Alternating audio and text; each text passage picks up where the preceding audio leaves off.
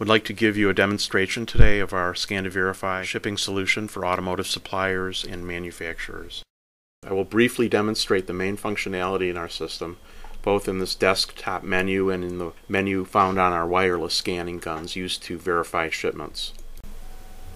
First, we will go to the website of our EDI partner, iConnect, where we will be able to view and print the inbound customer ordering documents. We can also easily transmit the customer releases for hundreds of different customer trading formats directly into the ScanToVerify database.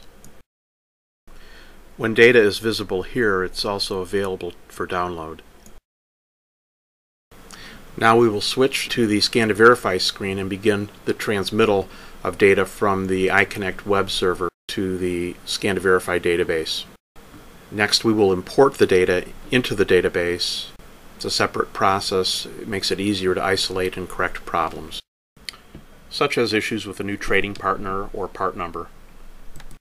This data load report shows no errors.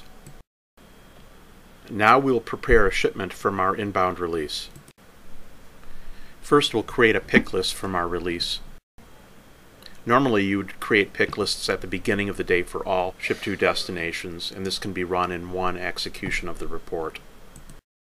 While the parts are being picked, I can now generate the shipment using the setLoads function, which will generate it automatically based on the customer requirements.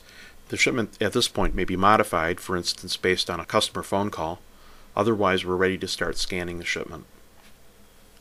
The purpose for scanning the shipment is to make sure that it exactly matches the planned shipment that was generated during the setLoads process. We'll begin by generating pallet labels.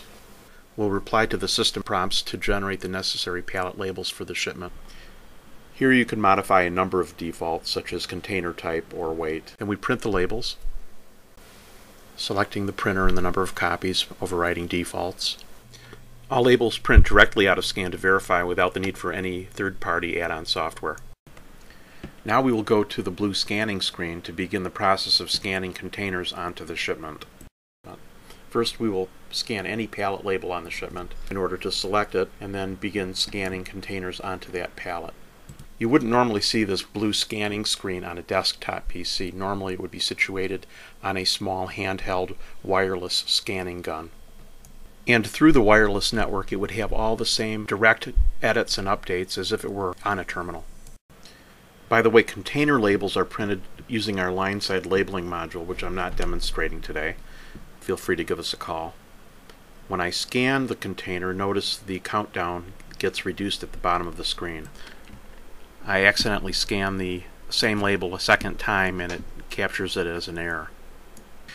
Whenever an error is detected, no additional scans are allowed until the user acknowledges the error and corrects it. I scan the final container, the correct one this time. The countdown has reached 0 and the message tells me that scanning of containers is complete. I must now go into the next function, number 2, and scan each pallet onto the shipper. While I do so, I'd just like to briefly mention that our solution is pre-approved for Honda suppliers. It's gone through their lengthy process. It has passed a number of Ford audits and will interface with any ERP solution. Please feel free to give us a call if you have any questions regarding any aspect of this demonstration. Our contact information will be shown in the closing credits. Now scanning is complete. We have just a few additional steps which I'd like to explain briefly. Now it's time to reconcile the shipment by going into the shipping office and running function 8 from the menu. Without reconciling the shipment, it is not possible to print the paperwork or finalize the shipment or send the ASN. One thing that happens during the reconcile is it's verified that the customer requirements have not changed with any new inbound EDI releases or manual changes to customer orders or releases. Once reconciled, we may now print the shipping documents, finalize the shipment, and transmit the ASN.